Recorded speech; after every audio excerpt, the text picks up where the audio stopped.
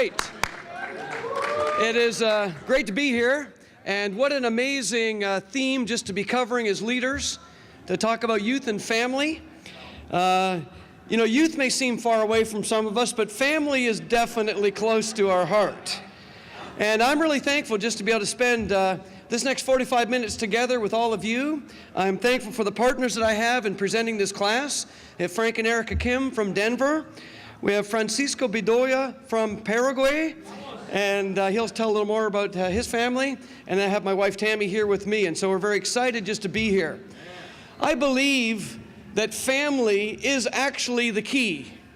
And we talk about going out and evangelizing the world, but the truth is, where multiplication really needs to happen is in our families. It's in the passing on to the next generation what we believe and what we have faith in. And a little saying I like to live by is simply this: your children are converted to the church that meets around your dining room table. I think it's all about family. I think your kids understand so much simply because of what's going on in your family, or don't understand. And so as ministers, we need to make sure that we don't think our kids just get it somehow easily. This isn't just about us and our kids, but of course it does come down to being a great example. So we were given 10 characteristics of healthy youth and family ministries, and we're going to turn the first part of this lesson over to Frank and Erica to talk about those first 3 points. Great. Well, good afternoon, everyone. Smile. Okay, I'm part of the hipster elder generation. If you have teenage kids, you know what that's like. One of our high schooler introduced me to a YouTube video. It's called Hipster Thanksgiving, and it's a bunch of these young 20-somethings sitting around a table, and someone brings out the turkey, and it's Thanksgiving, and they put it on the table, and it looks delicious. And then all of a sudden, all the kids, they take out their phones and start taking pictures of it, right? And then they start taking pictures of the hands in front of the turkeys and each other in front of the turkey. No one ever eats it, but they post all the pictures to Facebook. That seems to be our generation. Anyways, thank you, number one, for being here today. Thank you, number two, for coming back from lunch and for our class today. And thank you in advance for staying awake during our next hour. We're very excited about this part. As Andy said, I'm Frank, and this is my daughter, Erica. That's what everybody thinks, and I can totally understand why. And we have the privilege to serve as elder and elder's wife in Denver, Colorado, in the awesome church there. We're so excited to be there with John and Barry Lusk, with all of the other fellow elders. We've got 6 elders in the church there in Denver, and all of us are not full-time, but we just love working with a fantastic full-time staff that we have there, led very powerfully by John and Barry. Today, this next hour is very simply this. We're going to take that fire hose of a class that Phil gave us, this last hour with a lot of passion, and then we're going to try to break it down and make it a little bit more practical. By way of self-introduction right here, this is our, sort of a picture of our year, and not even our year. In May, the couple in the center there, that girl, Miyoko, is our oldest daughter, and she got married to the gentleman standing next to her, Jason Williams, down in LA. That was May.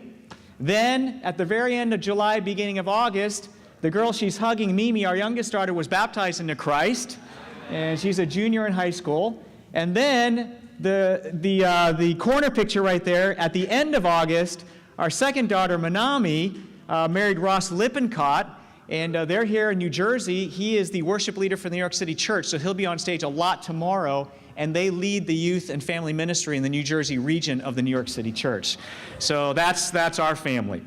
And there is a scripture I'd like to start with today, and it just says this: "The righteous will flourish like a palm tree. They will grow like a cedar of Lebanon, planted in the house of the Lord.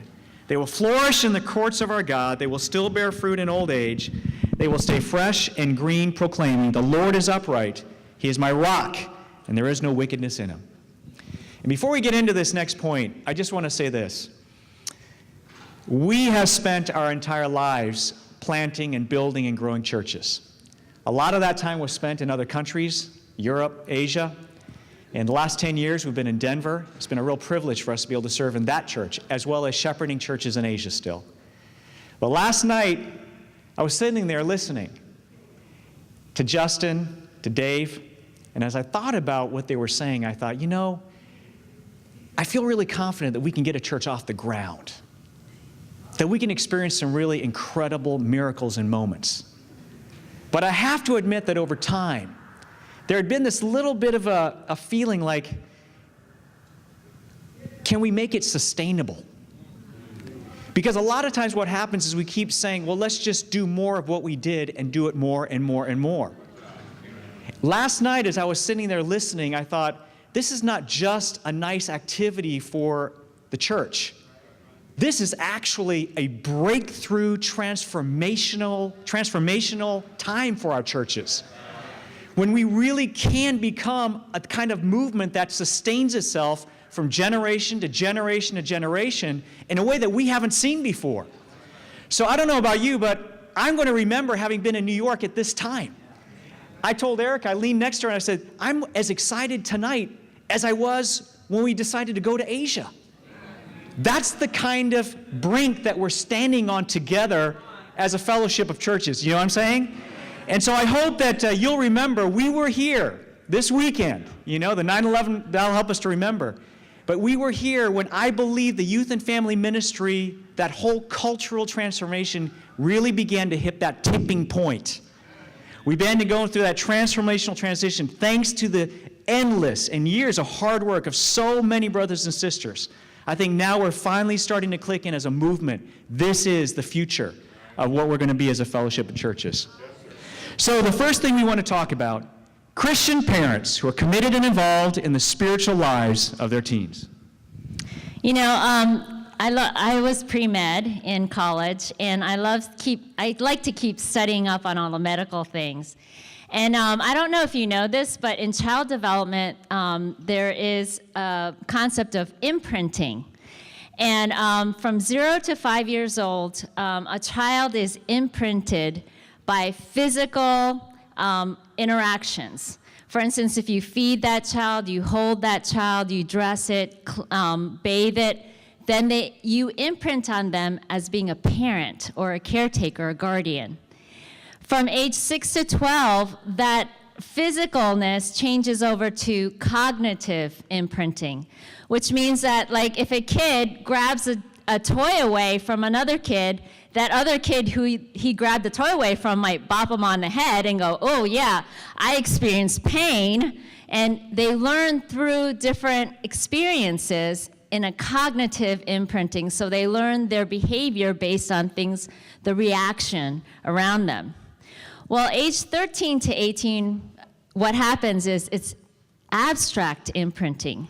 And this is the age when children actually imprint their values, their dreams, their visions that they learn during that age. And I became a Christian when I was 17 years old.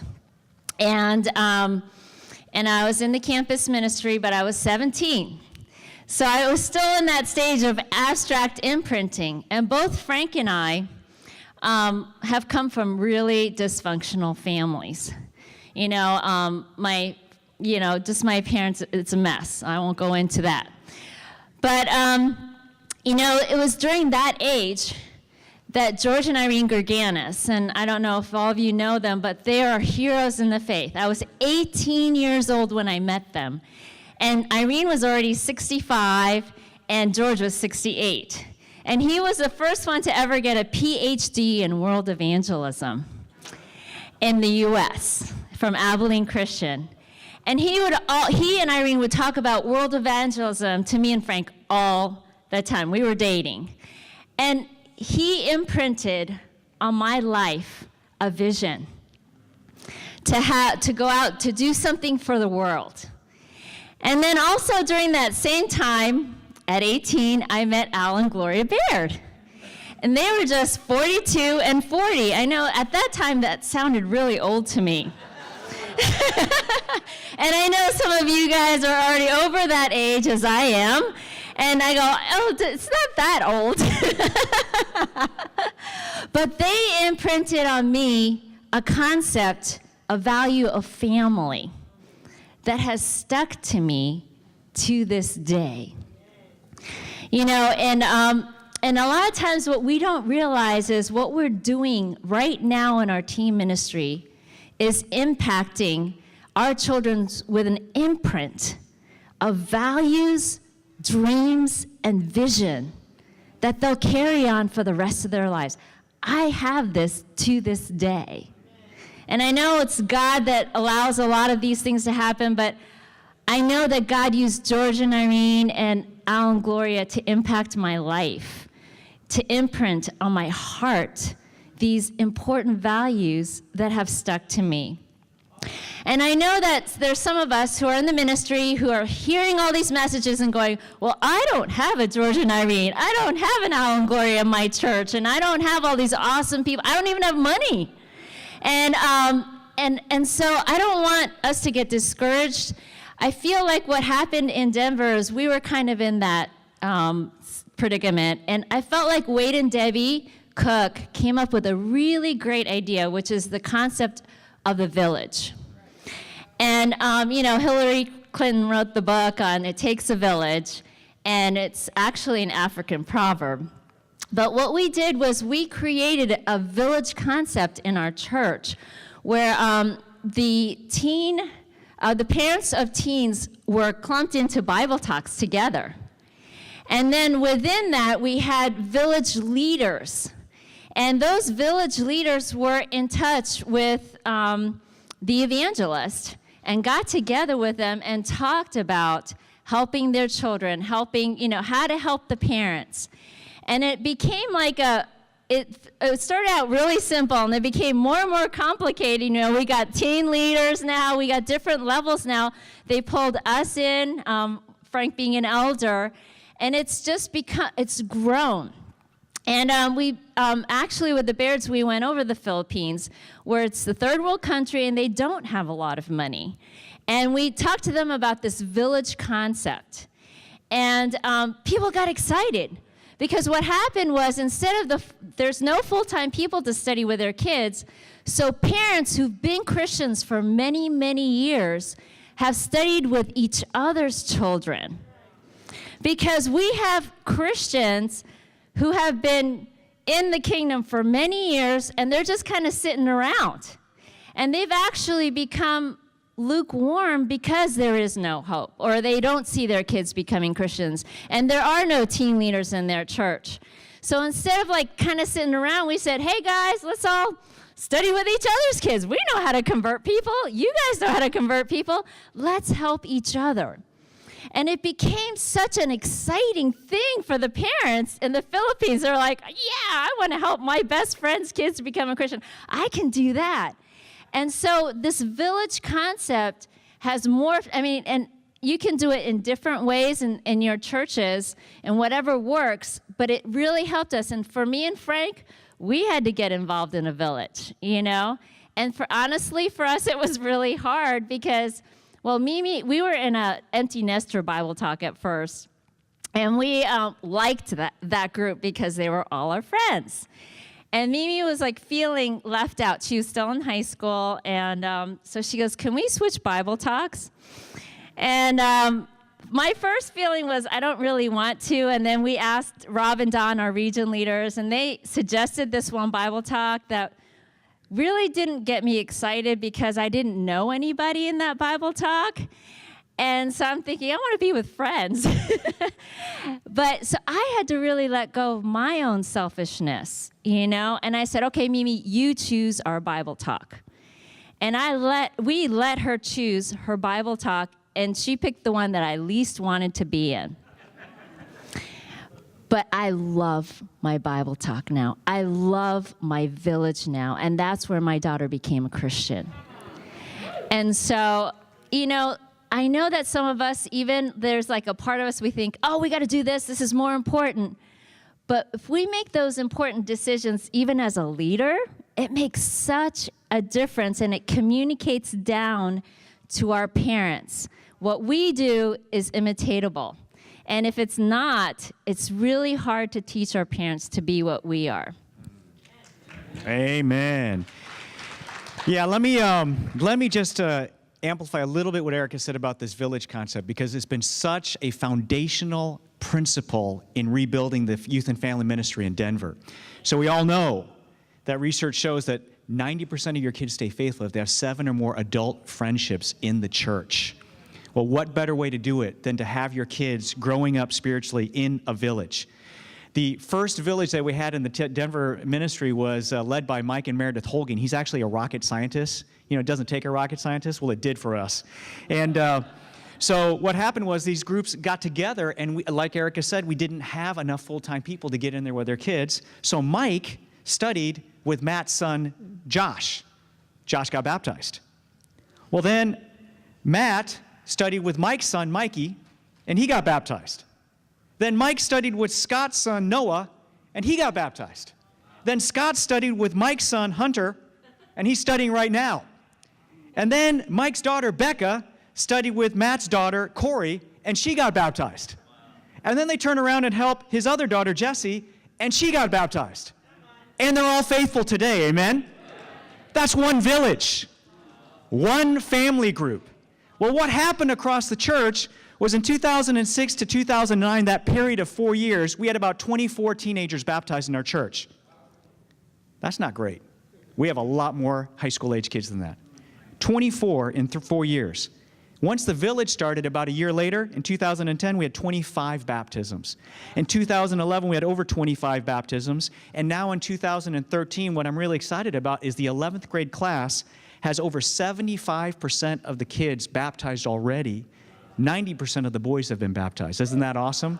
So that's what God is doing as a result of the village principle. Now, the great thing is that as funding has come in and our contributions improved, we've been able to hire full-time teen ministry workers, a full-time youth and family ministry leader and his wife and a couple of interns. However, the parents now know it's not their job. That's all on top of what we've already had, which is parents taking responsibility for each other's kids in the community. Does that make sense? And so I really want to encourage you to go back and work with each other as ministry leaders to structure your ministry in a way that gives your kid the best chance to have the relationships that they need to not just get baptized, but to stay faithful as a disciple.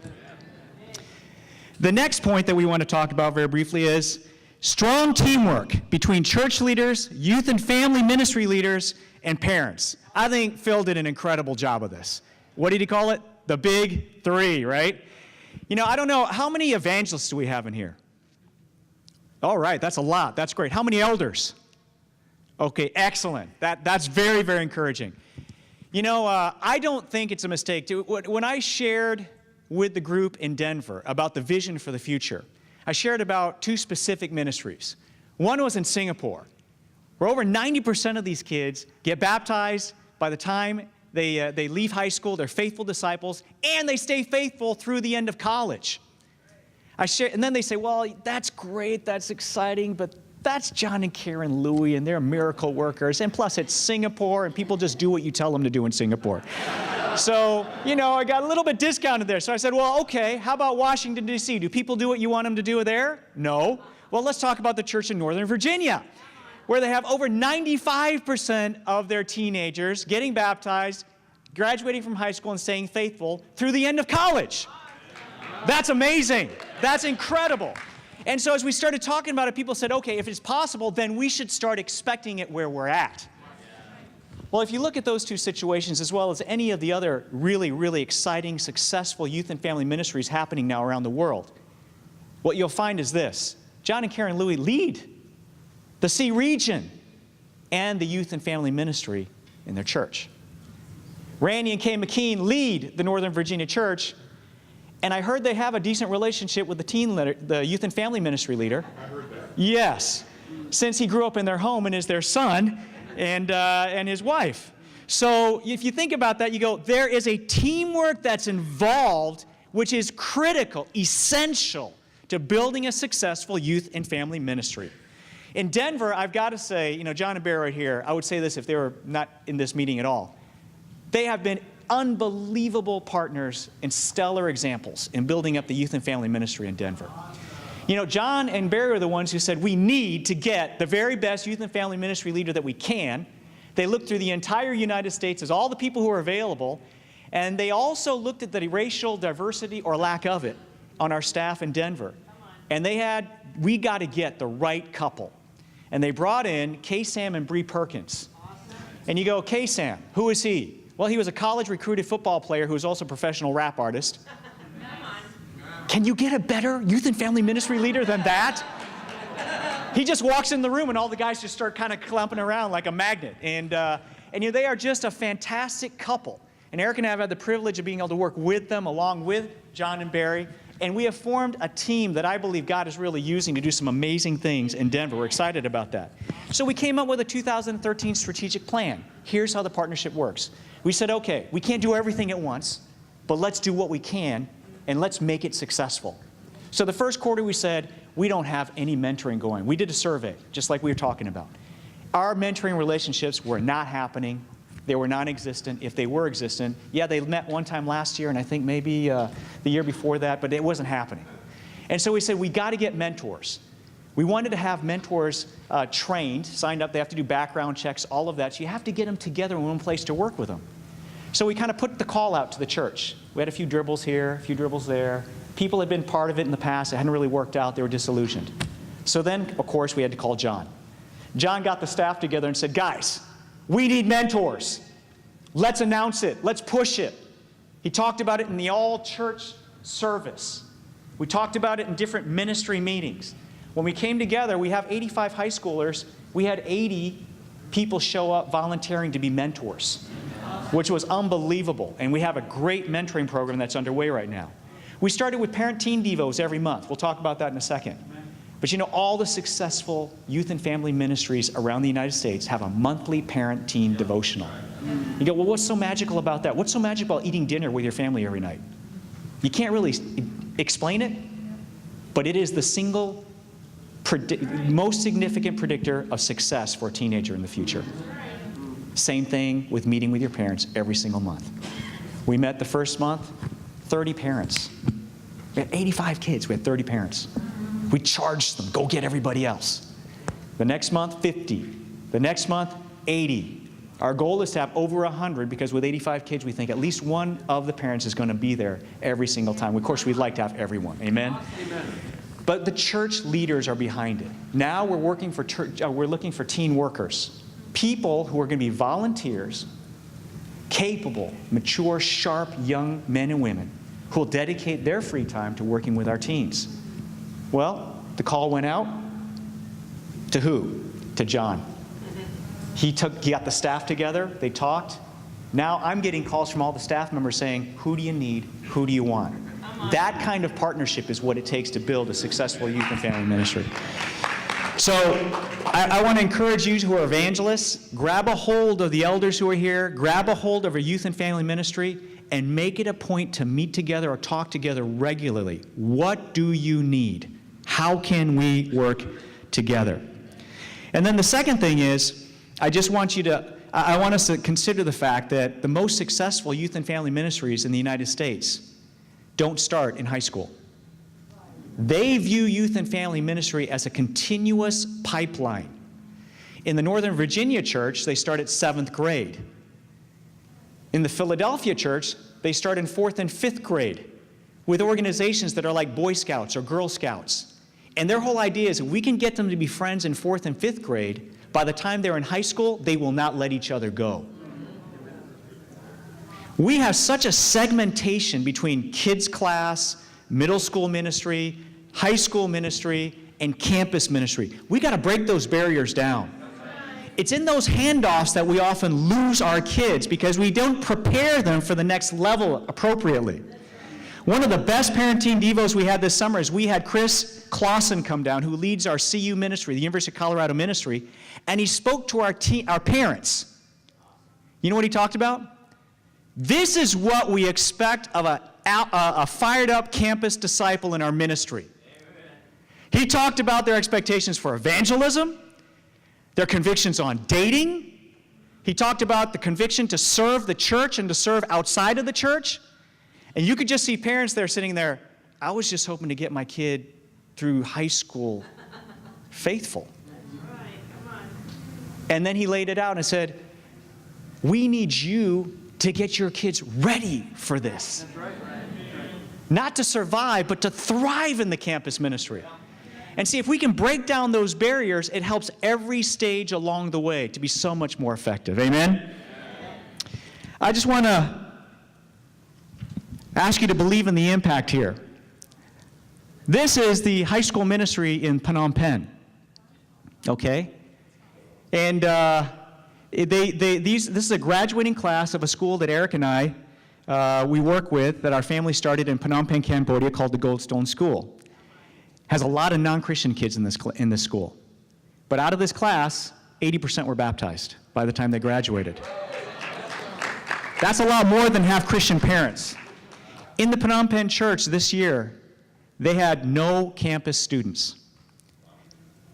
80% of this class is the new campus ministry in the Phnom Penh church. And they're being led by 2 kingdom kids who are campus interns now. That's what happens when you have that continuous pipeline and the church works together in partnership, the leadership. It affects the entire future of the church. You want to do this? Yeah. You know, since we're running out of time, I'm just going to be really quick with this one, but parents being equipped by the church leadership through both discipling and training. Something that I feel like we've become more aware of is really getting down into our membership and teaching them. What we've started to do is pull in parents into the Bible study with their children, because these parents have been in the kingdom for many, many years, but sometimes because they were raised in non-Christian families, they don't know how to have a real good spiritual talk with their own kid. In a lot of cases, you'd be shocked, you know, and so these, what I did with one of the parents recently, she wasn't even doing well spiritually, and I just said, okay, you're going to help me lead this study with your daughter. And I pulled her in. We called the cross study the grace study. That's because of John. And I pulled her into the grace study, and then part of the sin study, when you confess, the person, the leaders confess their sins, I pulled her into that study. And my goodness, the transformation in this mom and how she learned even how to talk to her child was amazing. And the way we learned this was actually we had another couple when Miyoko was studying the Bible. They told us, hey, you guys are, spiritual parents. Why don't you get in there and be in the study with your daughter? And we thought, wow, that's a new concept. But that really helped us with our daughters. It became normal to be in a study with them. And we thought, this is a good way to train our parents, is for us to actually lead a study and let them watch us convert their daughter or sons. And then they learn how to keep that going with their own daughters and sons. And it puts the responsibility more on them, to keep up with them. And it's been so encouraging because this mom is like fired up now. And she's at all the parent teen devos and she's really excited because she was able to help convert her daughter. And so I think that's one thing that we can do is really getting in there individually with some of these parents. Amen. And so please help the parents to be involved. One of the churches that we love to interact with is the New Jersey region of the New York City church, primarily because they have this youth minister who's my son-in-law. But they have a great practice in the youth ministry. Before any teen is baptized, they have a family study. And they sit down with the parents and the kid, and they talk. And what happens is the parents share what they respect and admire in the kid. And then the teen will share what he respects or she respects and admires in their parents. And then they talk about the one thing that they would really like to see that person grow in, or their parents grow in, or the family grow in. And it becomes open, it becomes honest. But what happens is now it's become normalized to talk spiritually, just exactly what Erica was saying. So however you do it, the point is, let's take what Phil said this morning. We have got to empower and enable and get our parents involved in order to have successful teen ministries. Thank you.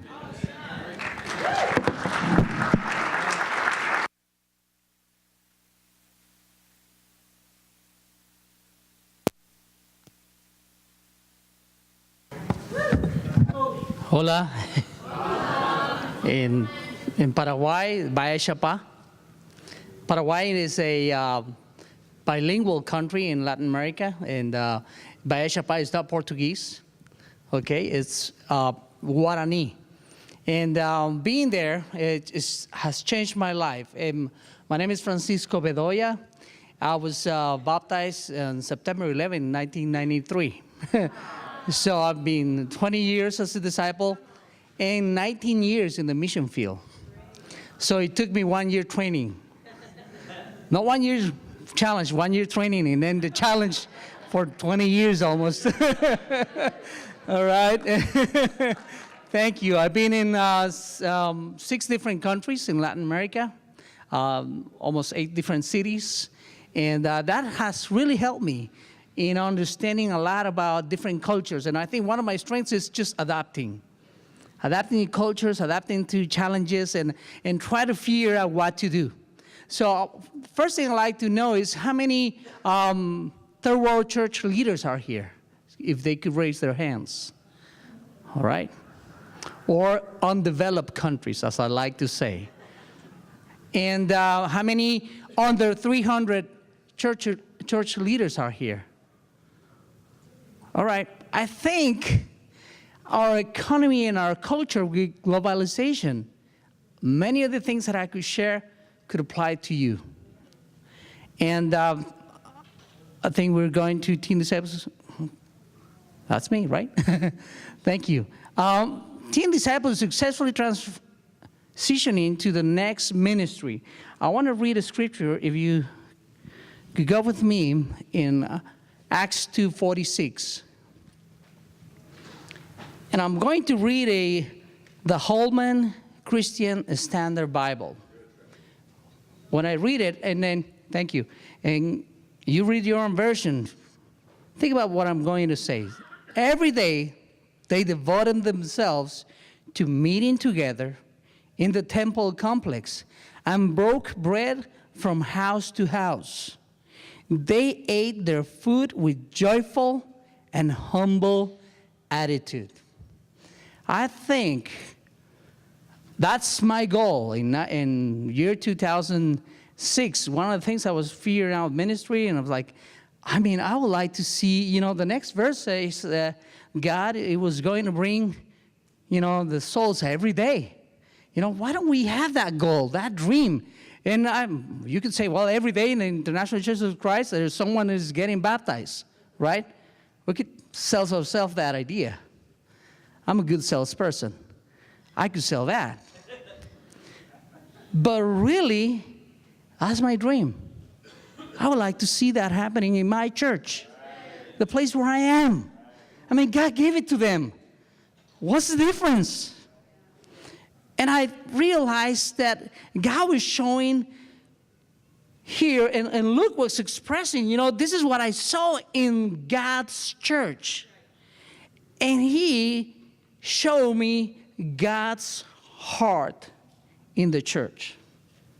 So one thing that I learned is, in ministry and try to move the church is, definitely I want the singles in the campus to bring production, right? Let's do that. Let's go out. I heard a brother saying, let's share our faith 200 a month. Yeah, I did it a day in campus ministry. Get the guys at 7 a.m., get an invitation and share a faith with 100, 300. Each one of us, amen. 50 people in our Bible talks. That's amazing. I want that in my campus ministries. But I want to see the heart of the church. I think production comes from there. But if you have your campus and your singles comes to a church with a hurtful heart, I don't know. And I think family is the heart of the church. That's for sure. And, you know, I served here in the United States 3 years. I was baptized here. I was getting a master's on international commerce and relationships. And so I understand transcultural issues. And this is something, this is a principle we all need in every church. So when we get success in transitioning people, I believe that it's about calling teens and especially leaders, evangelists, to have a faith that things like this could happen in your place. I don't know when, but I would like to see it. I don't know if it's going to be me who's going to do it, but I would like to believe that I could plant the seed that someone will take it that place. And if you have that vision, you're going to find out that it's with your teens. So I want to share a story. I have 2 kids, Andres and Jimena, 9 and 8-year-old. My son was, he was 5 years old, and when we arrived to Asuncion, was his 6th city in his life. Wow. So, you know, there was a need of predictability and stability in him. All right? I was trained by a schema in Miami, so you guys understand what I'm saying, right? So he was bullied because he didn't feel like he belonged. So, all right, you know, one day I had a call from the teacher at 10 a.m. in the morning. And I'm like, the teacher is calling you, Frank. What happened? You know, I don't know. I don't know if I have to give your sons food this morning. Why? What is it?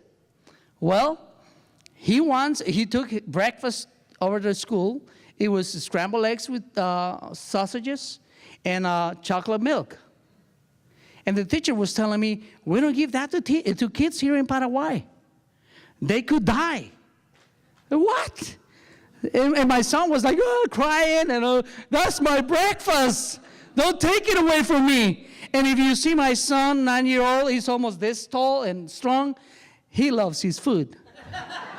He was going to cry, kick, and everything. And that's why the teacher called me, you know. So when I was there, and I wanted to do something, we have so many opportunities. And then we were a 37 members church in 2009. So I went there and I said, I want to go to a non-Christian based school. That for a pastor in Latin America is just crazy. That's just not regular for them. So I went there, and there is a single sister, that was a teacher there. So I said, one thing we could do, we could evangelize some teens here together. So I studied Bible with a teen that she shared her faith with. He became a Christian. His name is David. And the first thing I said, okay, what do you want to do for your life? I don't know. All right. Why don't we go share our faith at campus? What? If you want a teen, to be courageous, why don't you go to campus and share your faith with him? You're with him. Do that with him. Protect him. Love him. Encourage him. If they fail, you get them a victory before you leave campus. But that's something that changed the teen's life forever. Now he was hired to lead. The city of Asuncion is about almost 1 million people. And now he was hired to go to Sao Paulo, Brazil, to lead the campus ministry in one of the most successful and influential universities of Latin America, USP. High standards and great courage. And he's like, you know what? I'm doing this. I'm bold. He's bold. He wants to go there. And there is people, there is millions of people that he's not used to see. It's a small town. It's a village, literally. And then he got the courageous So I believe if we want to see our teens transitioning with a lot of success, we need to walk with them. And I think evangelists need to call them up and call your people, your youth and family, or and also campus, why don't we go there? Because I know this guy was bold at that school, and he was going to do something together. And now we have another teen at that school studying the Bible, bringing kids. He's, the one we baptized moved. I moved from that school, but we still have fruit there. Amen? Teen of non-members and their families being impacted by teens and their families. That's huge for us. The first thing that I decided to go in Asuncion, I want to build on faith, family, and the lordship of Jesus. That's our slogan. It's there. That's our vision. Anybody will get there. We build on faith that pleases God. Hebrews 11:6. Yeah, you must obey. You must trust in God's promises and believe in the Bible stories. And we need to build family. And there are people that need help to make Jesus Lord all their lives. So with that, one of the most important things that I want to challenge you is to step on faith that really, really pleases God. How do you do that? I think one of the most important things is relationships. If you want your teens to influence other people, you are the one who they are looking at. Your youth and ministry leader, your evangelist, must have that faith, that trust on those God's promises. And how do you do that? This is what I did. I just want to share with you that. One of the things that helps me to believe on the stories of the Bible and trust in God's promises is look at our recent history. The Florida churches give us partnership churches to work with. And that church that is our partner is Jacksonville, Florida. They're a great ministry there. And during that time was Guy and Loretta Byrd leading that church. And I asked him, I got to learn, I got to hear from him, and he told me the story. He's back in the day, when there was not even ICOC. And then I asked him, I want to go, when I go to Jacksonville, I want to go to that Crossroads church that I hear a lot of, right? I want to go there with you. And it happens that his son was there, David, my family, and my kids. And I want to take a picture of us there. For me, it makes sense. I don't know how many of you have been, but it makes so much sense to believe in those stories because, this across the street is that campus. And I look at that big stadium. Oh, it makes sense how those guys have the courage. And now I'm part of that promise. So passing that on to non-believers, I think it is just something that is about connection. We could communicate. We are preachers. But to connect is just a different thing. And telling the story to people in Paraguay doesn't make sense. I could do that in a point. But connecting is different. So I believe that impact in teens, it's a lot on that. And I want to tell you a story. With that, David went over to, then later on, David Byrd. They visited our church in a mission trip with Jacksonville members, and then he came back. He wanted to serve the poor. So I said, okay, you want to serve the poor? You get creative when you're in a mission field. You want to serve the poor? Okay, I don't have anything. Hope is not legal established there. So what do you have? This. Okay, call it live cheap. Let's do it. Who wants to share? Who wants to go feed the poor? At church, like, crick, crick, crick, crick, nobody.